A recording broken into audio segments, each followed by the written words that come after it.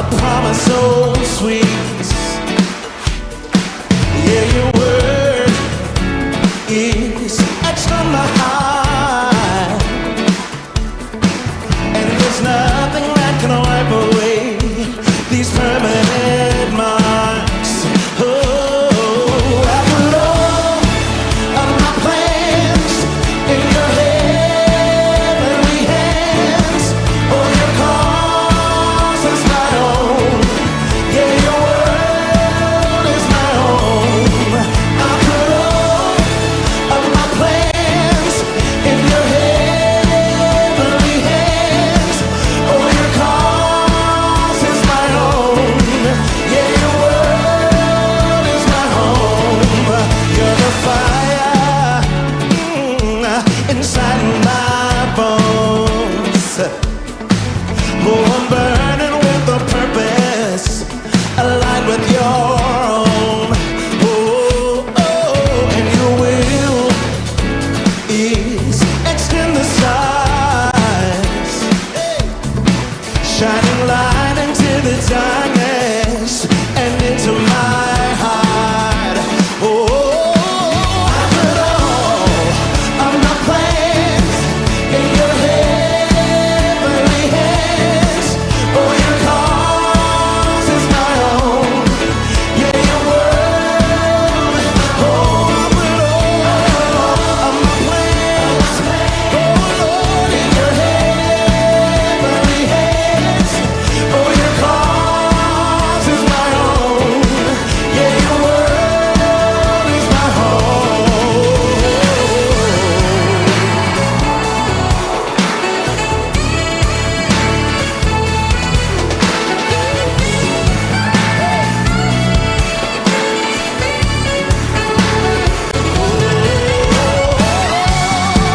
Through the highs and the lows, oh, I give you control. It's so easy to see that my destiny is yours. Every rise, every fall, yeah, I'm giving it all. 'Cause heaven is near, and Lord, I can hear you call. Come on, let's sing this day. I put all, say, in your heavenly,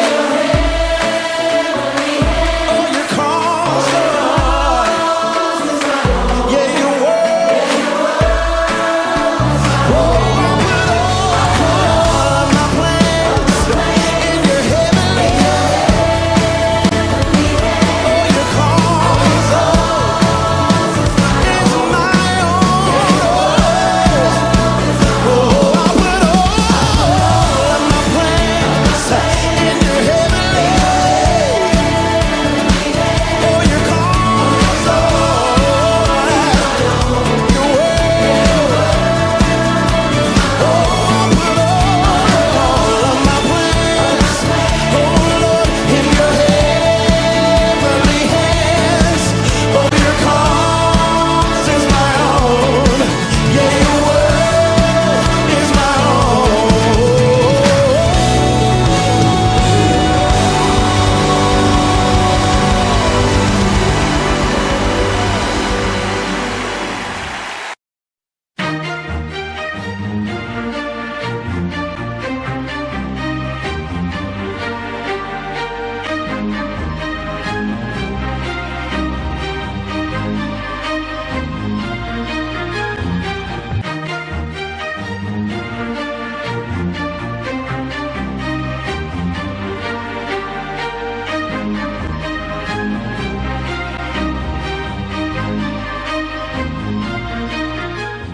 How many of y'all know Vincent Van Gogh?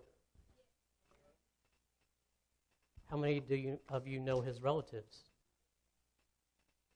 You don't know his relatives? Why don't you know his relatives? Maybe because you didn't have a relationship with Vincent Van Gogh. Because you didn't have a relationship with him, you don't know him. So let me introduce you to a few of Vincent Van Gogh's relatives. He had his obnoxious brother, please go.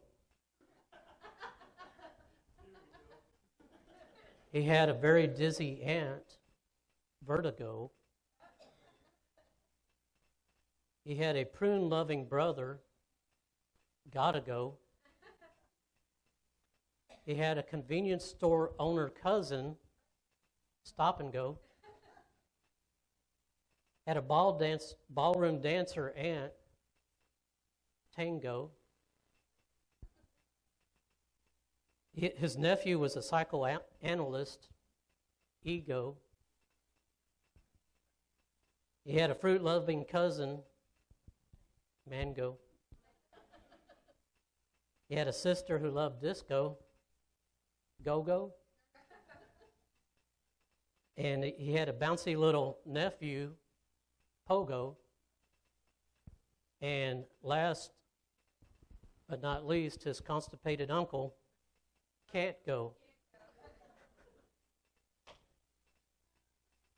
So it's hard to know people's family, right, if we don't fellowship together. How would you be expected to know Vincent Van Gogh's family if we didn't fellowship with him, right? Brother Brian, he's dead. He's been dead for quite a while. Yes, he is. But that's not my point. So the past few weeks, what had Pastor been talking about? You know there's going to be a quiz today, right? Love, all right, 4-letter word. Did you know love is a choice? Everybody's, oh no, it's a feeling, Brother Brian. I can tell you it's a choice because if it wasn't a choice, God wouldn't have made it a commandment. A lot of times we confuse emotions for love. Love is doing things for people when you're not asked, doing them because it needs to be done, thinking about them when nobody else is thinking about it. That's what love is, right? So John 13:34 and 35, Pastor gave this, so he was talking about love, right? A new commandment I give unto you, that you love one another as I loved you, that you also love one another. By this shall all men know that you're my disciples, if you have love one to another. Remember, we were talking about faith, right? And faith demands what? Action, right? So if you get a command of love, well, you have to have action, right? You got to love others, right? And you see here that Jesus was even saying this in verse 35, by this shall all men know that you are my disciples, by the love you're showing you. And so that's the thing. If we have faith in God and all that, we ought to be showing that love to others, right? So, how many remember back when you were in school? You remember science class? So in science class, I told you about a whole bunch of stuff, right? And how many people, I remember the story that our science teacher talked about sodium, the metal sodium.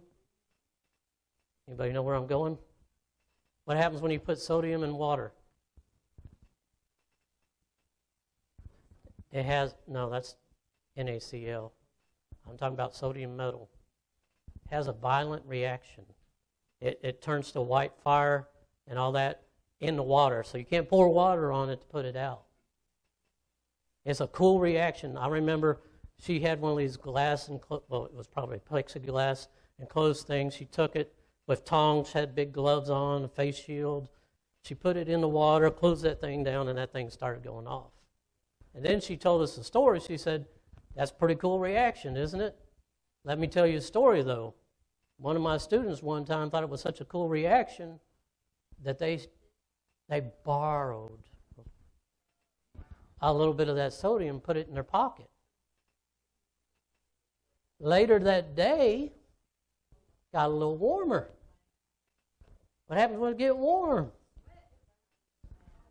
So they got little hot britches. So she was telling us that so that, hey, somebody don't grab this and the same thing happen again. But the thing is, what did you call that in science? You would learn about these things. They'd tell you the principles of chemical reactions and everything else. But what would you have after you got the book learning? You had the lab. Everybody loves going to the lab with the doctor, right? Well, guess what? Next Sunday, we're going to have a lab. What are you talking about? Pastor's been talking about love for a few weeks. What is that fellowship about? So we're going to have the lab. We got the book learning, and now it's time to go to the lab to experience that. Now the thing is, what happens is we're all called to do this, and we can do it outside of here, right? You know, to the world, right? We can show love to the world. But the thing is, next Sunday, what we do is we have the opportunity to do it with family and friends, which is a lot less anxious and everything else, because you're not going to get, hey, I'm worried I'm going to say the wrong thing or do this or do that. You're just going to be in this comfortable environment and everything else, working out these principles. But what happens if I love somebody? They love me back. They see God's reflection in me. And so that's what this fellowship is. It's going to be the lab. You know, a lot of times when you hear lab, it kind of sounds scary, right? But the thing is, that's what it's going to be. It's going to be a lab, right? So let me see here where I'm at.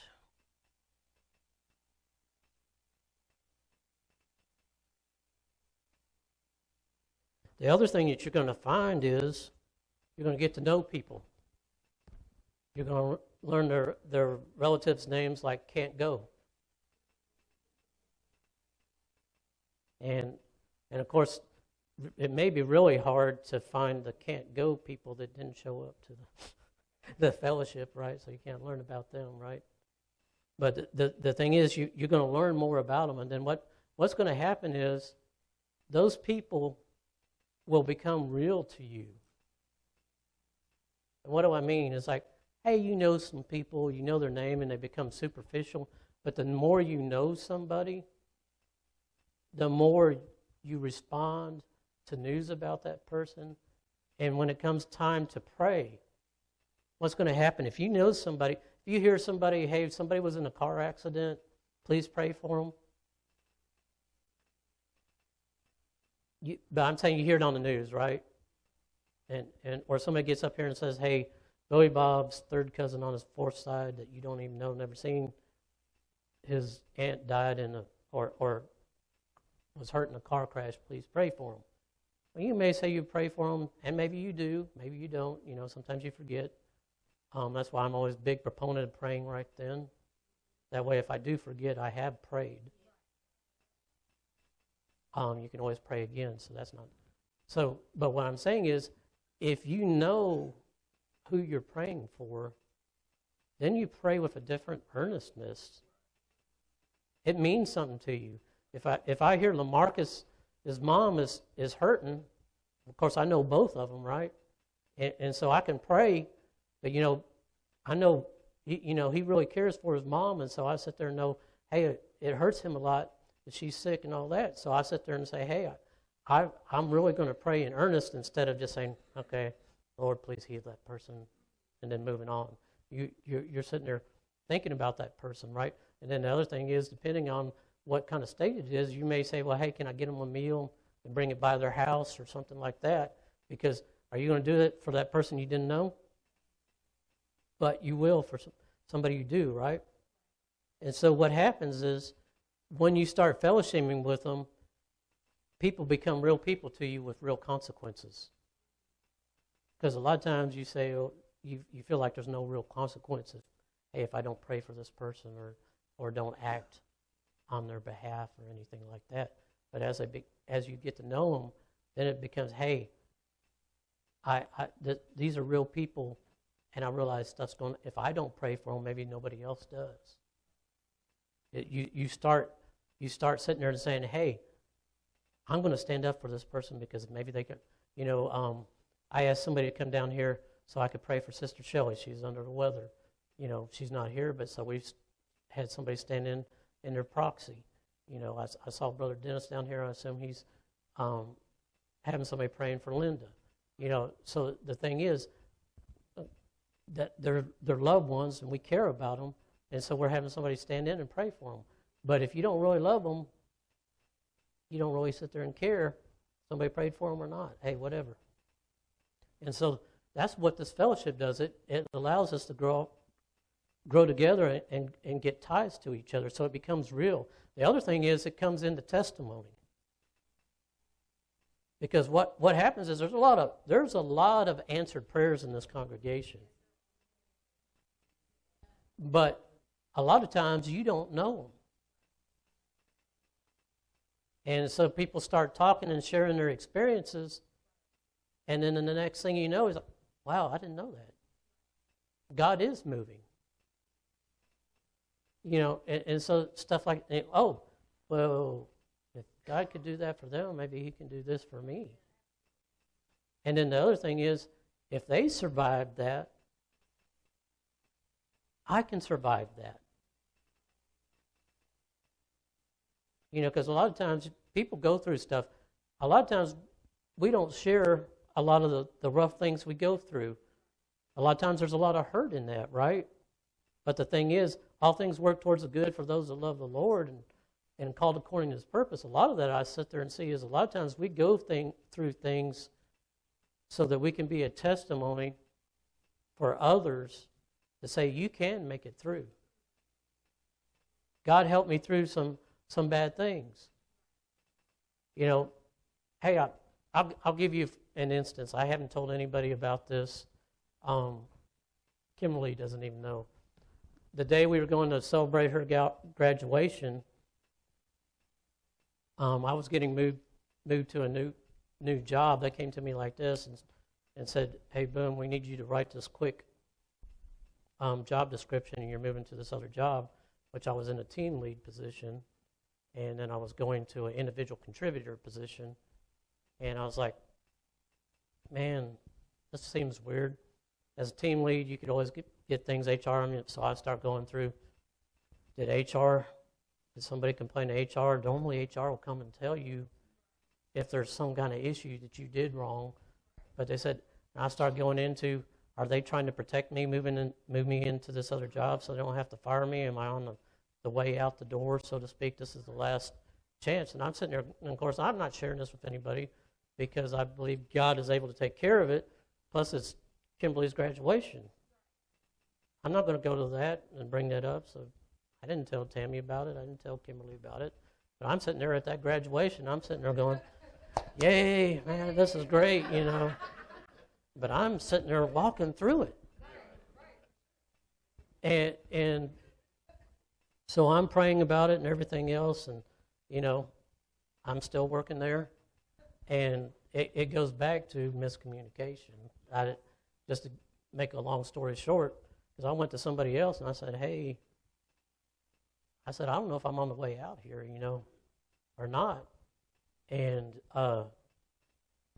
he said, well, do you remember when the technology manager, which he was two bosses above my boss, talked to you and asked if you would help? And I said, yeah. I said, wait till after the turnaround and I get freed up and I can help. Well, I thought when she asked for the help, hey, continue to do your job, but go do these things else. He said, she meant that you were going to go take this job. That was what, I was like, nobody even told me that. I was like, everybody around me, they were changing all these job positions, everything else. And I'm just going out here in left field. And of course, I joked with them because the new manager was taking over at the time. They moved me to a trailer out by the gate, which is a pretty big plant. I'm sitting there going, so they're moving me towards the gate, so it's not that far to just leave. And so I told the new manager, I said, well, when you moved me out by the gate, I figured you didn't like me. But then when you moved this other worker out there with me, then I knew you didn't like me. And so that being said, I don't need to mention any names, and you wouldn't know them anyway, hopefully. But what I'm saying is, yeah, there's people I don't like, but I still love them. But the thing is, I lived through that, and I put my trust in the Lord and everything else, and I walked through that, right? And we overcome by what? By our testimony. hmm And so the thing is, none of y'all probably knew that because I didn't tell anybody. But if you fellowship with me, maybe I tell you these stories, maybe I don't, right? How many knew that story a couple weeks ago when I talked about Tammy's pregnancy? You know, most people die from that, and you sit there and say, well, that's a horrible thing and all that. But what I talked about was the provision that we had through that, which a lot of times you don't realize God's provision because you're going through this stuff, and that doesn't look like provision because you're expecting God to do this wonderful thing, and you don't see his provision. God sits there and goes, no, it's all going to work out. And you got to get perspective sometimes to see that. That's the other thing is, if you talk with older people that have been through it and stuff, a lot of times they sit there and say, hey, this too will pass. Yeah, it's going to be a struggle for a little while, but then it's going to go away. So the part of that fellowship is you got other people to lean on and sit there and say, I know it's tough right now, but God, he will get you through, and he will make a way of escape. And that's what you get from fellowship. You know, the Scripture says, forsake not the assembly of yourselves, right? There's a reason for that. I can watch all this stuff on TV. I can watch it on the internet. What does social media do for you?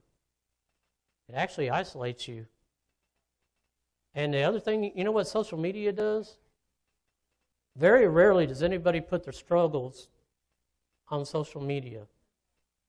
What they do is they show you this wonderful picture on vacation with this wonderful meal, but what you don't see is, well, after that wonderful meal, everybody got sick because there was something bad in it, and they were puking on the rest of the cruise or whatever.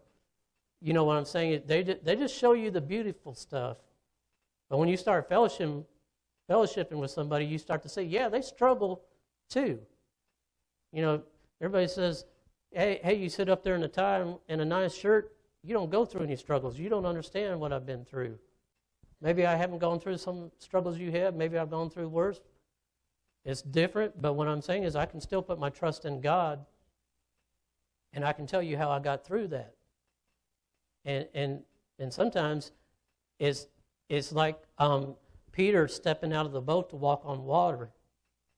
You got to take your eyes off the waves and just look at Jesus and trust that Jesus is going to catch you. So what we're looking for is, and I'll let you put this one up, Acts 2:42 through 47. So after Pentecost, right, they had all the fire come down, right? The Holy Spirit came down, and it was a wonderful time, right? There was a lot of people saved. There's signs and wonders. What happened after that? Starting in verse 42. I'll use my glasses so I use the same. So, and they continued steadfastly in the apostles' doctrine and fellowship and breaking of bread and prayers. Go back to that. So they continued steadfastly in apostles' doctrine and what? Fellowship. That's our lab class, right? And breaking of bread, what are we going to be doing? We're going to be breaking some brisket. Something like that anyway. Breaking some barbecue. And so that's what we're going to be doing. And in prayers, what happened? There might even be a few prayers said at that fellowship. We're going to pray for the food. Even though we know it's good, we're going to bless it, right? Go on, next verse. And fear came upon every soul, and many signs and wonders were done by the apostles. When you start doing that thing and acting on what God does, remember we were talking about faith. When you put faith in motion, for every action there's an equal and opposite reaction. So once you start putting your faith in God and trusting in Him and all that, what happens is even at the fellowship you can say, hey man, let me pray for you. And then stuff starts happening. Maybe it happens then, maybe it happens a few days from now. Then you start getting testimonies, right? Let's go on to the next verse. And all that believed were together and had what? All things in common. So in other words, everybody kind of knew stuff, right? Knew about each other, knew each other. Keep going. And they sold their possessions and goods and parted them to all men as every man had need. Now, Brother Brian, are you saying I got to sell everything I have? No, I'm not. What I'm saying is, because they knew everybody and had fellowship, they knew the needs that were among them. And so they could respond. If you stay at home and watch the service on the internet, how is anybody here going to know you're struggling? And so the thing is, what happens is when you fellowship together and stuff, it came out, and a lot of people don't want to show that they're struggling, right? To get to know somebody enough, you got to show your vulnerabilities and all, and that's hard to do, isn't it? Is it good for me to come up here and tell you I thought my job was on the line? They laughed when they thought that's what I thought was happening. It was real in my life. But the thing is, so sometimes you can get past something, you can laugh about it after the fact, right? But it's not very funny while it's going on. And so when we fellowship, we get to know each other and we can know their needs and we can reach out to them.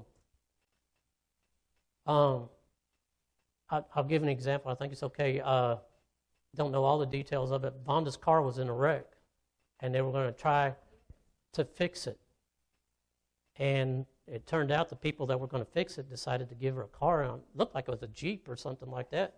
Looked like it was pretty good condition and all that. So rather than fix the car, what happens, and that car had flipped over. I don't know how bad it looked because I hadn't seen any pictures, but I'm sure it looked pretty bad if it flipped over.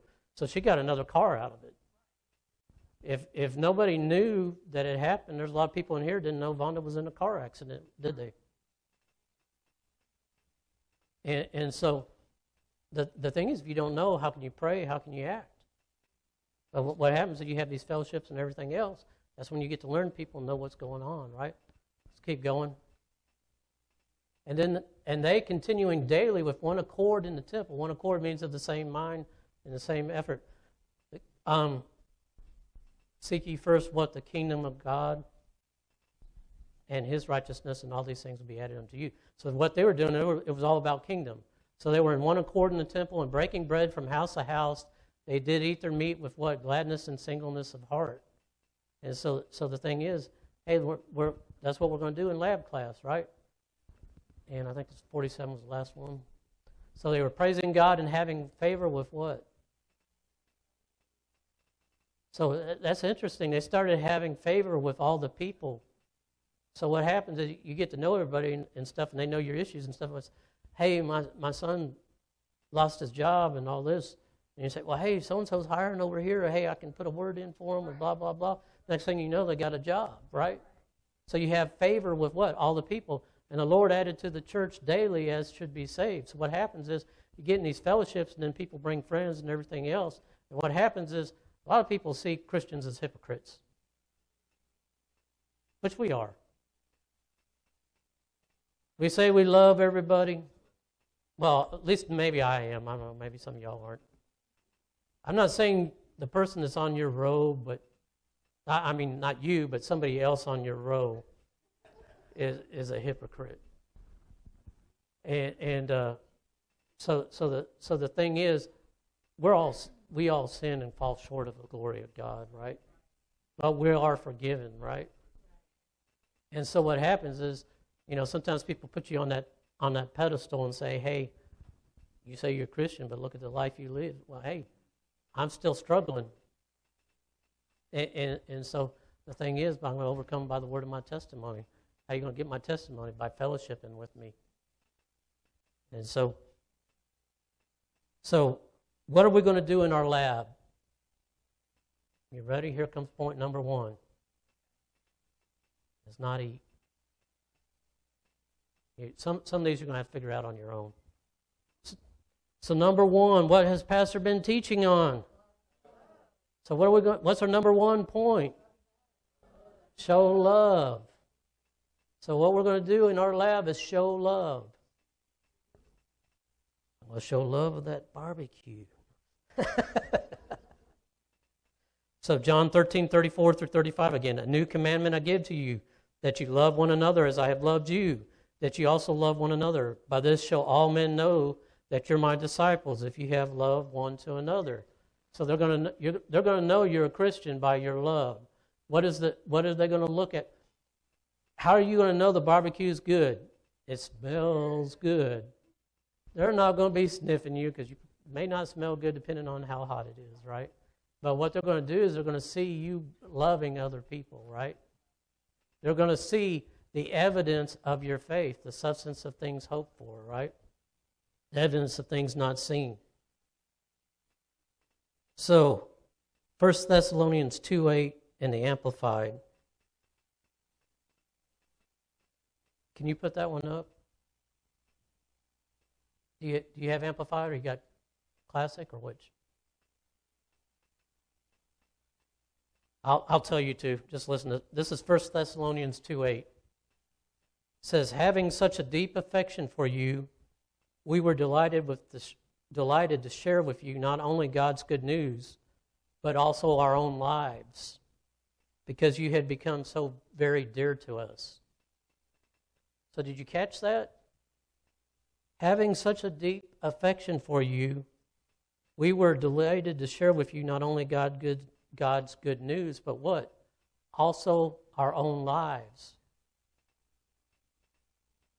So you see up there, for you had become so dear to us. So in other words, through fellowship, we can become dear to one another, and people will get to where they will share their life with you. They will sacrifice some. You have to sacrifice some of you and what you want to do to bless others.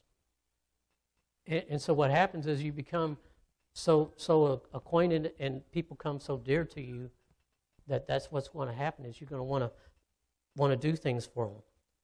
Point number 2, you're going to sharpen each other. How many people in here realize they're not the sharpest marble in the drawer?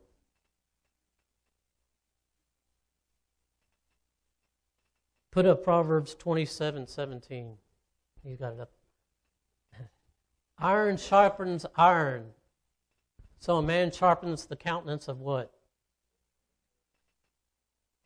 So can you sharpen somebody else if you don't show up to the fellowship?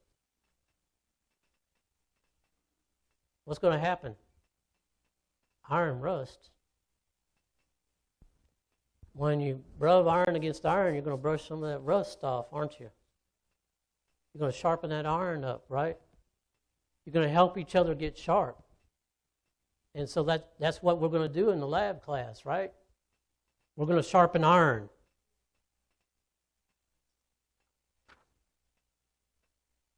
So iron sharpening iron at least implies that there's 2. Believe it or not, you've got to have 2 people at least to have a fellowship. Can't do it by yourself. You have a real good meal, you can make something real decorated and everything else, but you can't have a fellowship with one person. It'd be impossible for one tool to become sharper without the presence of the other. So we can't get any sharper without the presence of each other. We need each other, believe it or not. Left isolated, both blades will be dull and quite useless. Also, iron sharpening iron also requires a level of accountability. That's a big word and a nasty word, right? Nobody wants to be accountable. Hey, it sounds like I'm in trouble. So accountability, or allowing others to look close enough into our lives so that they can see a specific weakness or problem area. You capture that? Allowing somebody to see inside you enough to show your vulnerabilities. That's a hard thing to do sometimes, isn't it? But the thing is, that's how you know how to pray for people and how important it is, right? We need close relationships with other people we trust and respect to give them the consent to identify weak areas of our lives and then address those areas with us. So what I'm not saying is, so Brother Brian, what you did is you've given me license to go around the fellowship and say, Sister Janet, I've noticed this about you, and this is what you need to work on. In fact, I wrote a list, and I got it at home. It's 5 pages, but hey, if you wait, I got it in the car. I made it because I knew I was going to see you here, and I brought it. That is not what I'm saying. I'm saying we're going to go to Christina and do that. No.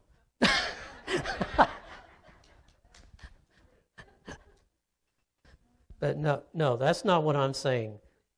But what I'm saying is if you truly love somebody, you sit there and say you get that comfort level, then you can open up and let those vulnerabilities show. And say, hey, can you help me with this, right? And so the principle of accountability is when helpful and real conversations grow out of growing, loving, and constructive relationships. And so what we're doing, we're saying you got to get to know somebody before you trust them, right? And that's what your fellowship's about. You get to know people so you can trust them, right? Number 3, provoke each other. First thing I'm going to do when I show up is punch LaMarcus in the nose. Remember I said that every action causes an equal and opposite reaction? Unfortunately, I think when I punch him in the nose, there's going to be more than an equal reaction.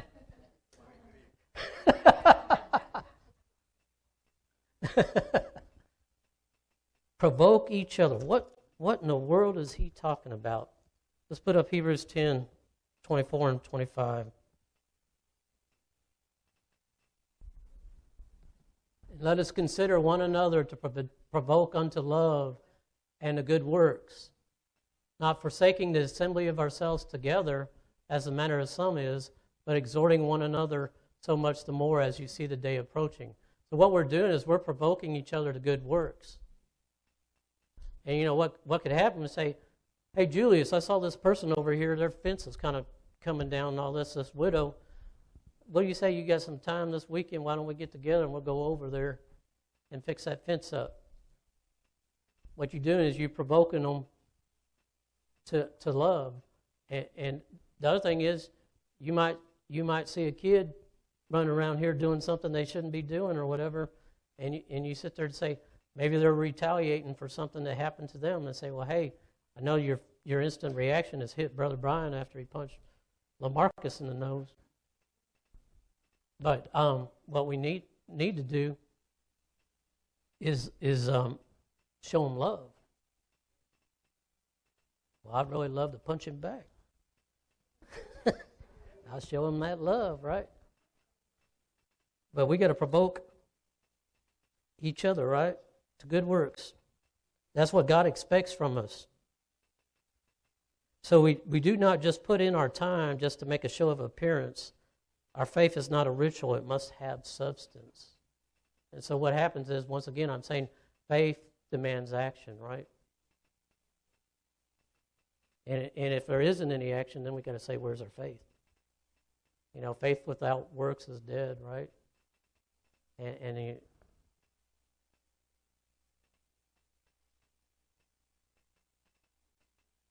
So that when we talk about this, what it says in the scripture, it says, consider one another. When that verse says consider, here's the Hebrew or the Greek, I should say.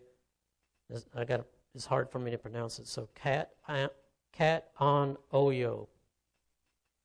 Kat on oyo is the word for consider that they use.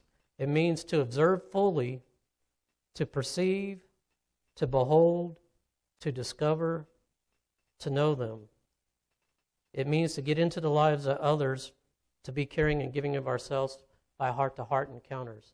So when we're considering one another to provoke them to love, it's not just a superficial thing that, hey, I just sort of know him, blah, blah, blah. What you do is you get in there and you actually consider that person and say, how can I provoke him to love in this situation? And so you got to take time to get to know that person, right? And that takes some of that time, but the thing is, they get to know you, you get to know them, and then you come stronger together, right? What do you learn about ropes?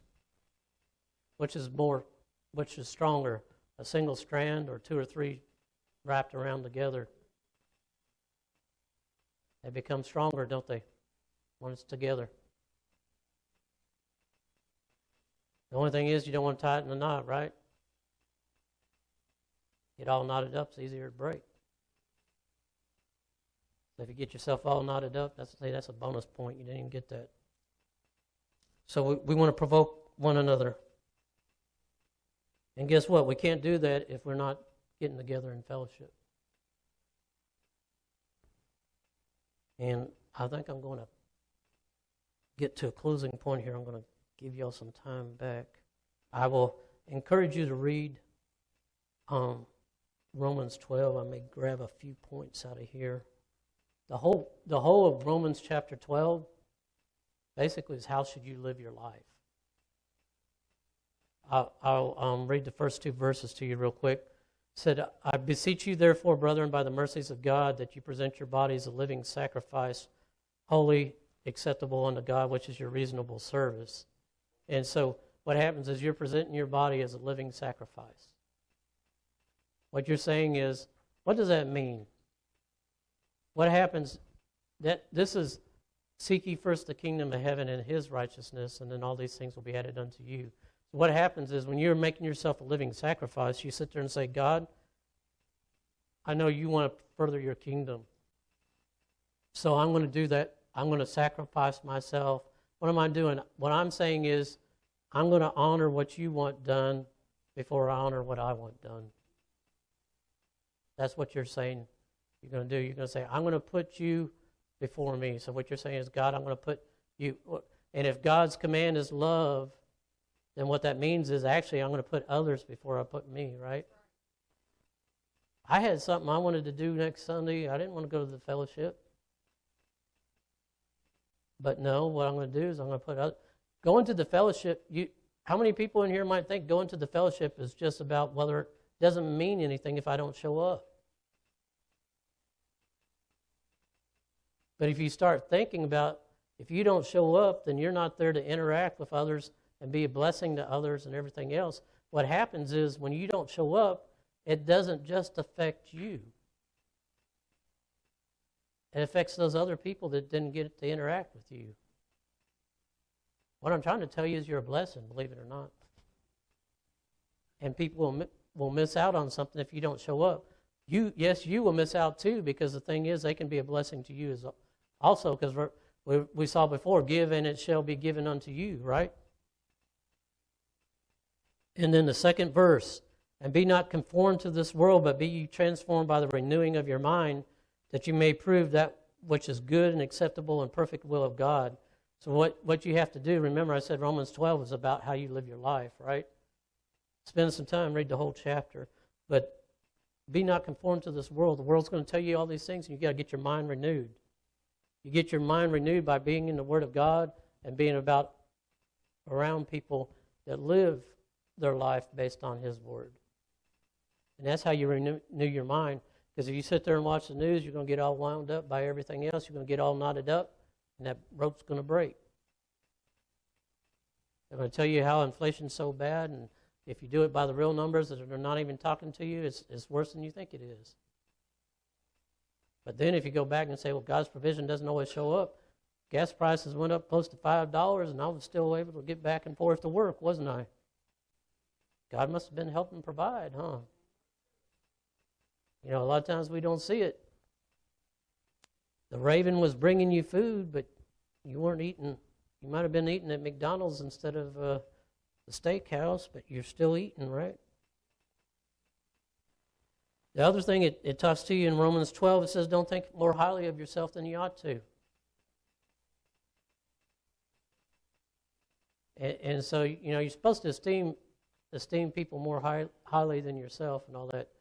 You get stuck on yourself, you know, pretty soon the only fan clout group you're going to get is yourself, right? Mm-hmm. And then who's going to help you? If you're all that in a bag of chips, you can help yourself, brother. So we need to be ready to sacrifice, not only chasing our own desires. And the thing is, it's more blessed to give than to. A lot of times what you find out is you get a lot more pleasure out of doing that then if you're only receiving, all those stars in Hollywood would be a lot happier than they would be if they thought it was all, they're receiving all these accolades and everything else, but how many of them are really happy? How many sports stars are super happy? Got the $160 million contract or something like that? But they ain't happy, are they? And so the thing is, if you sit there and put your desires in God, he said, then he'll give you the desires, delight yourself in the Lord, and he'll give you the desires of your heart. If you take care of his kingdom, he's going to take care of you. And so Romans 12 also goes, I'm just going to paraphrase, Romans 12 talks about we're all members of the same body. So you work together. Not everybody has the same job. Somebody's an eyeball, somebody's an ear, and somebody's the behind. If you don't have a behind, you can't sit down. And if they're related to Vincent van Gogh, everybody's going to be miserable when they can't go.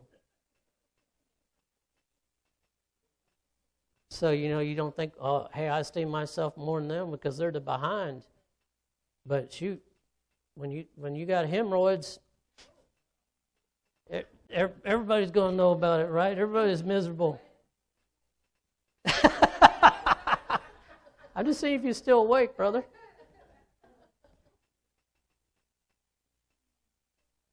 I said, what I was trying to say is there's an opening for a hemorrhoid.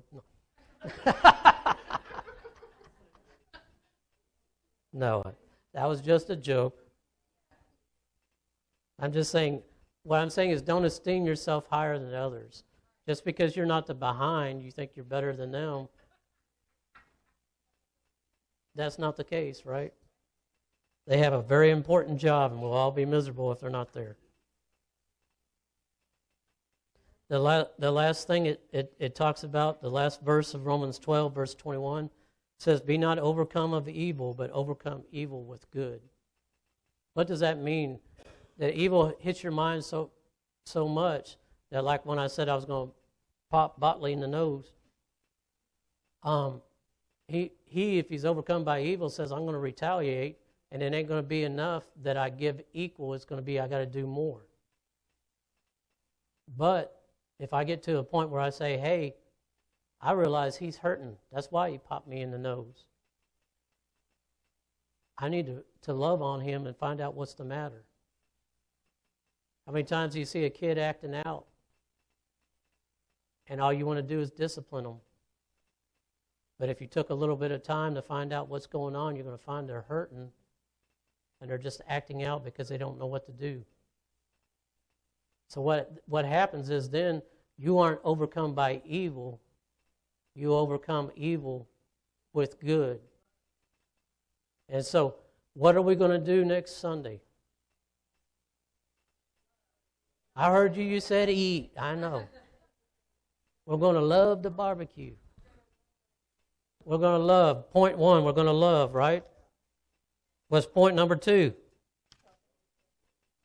We're going to sharpen each other so we can stab each other in the back, Brother Brian.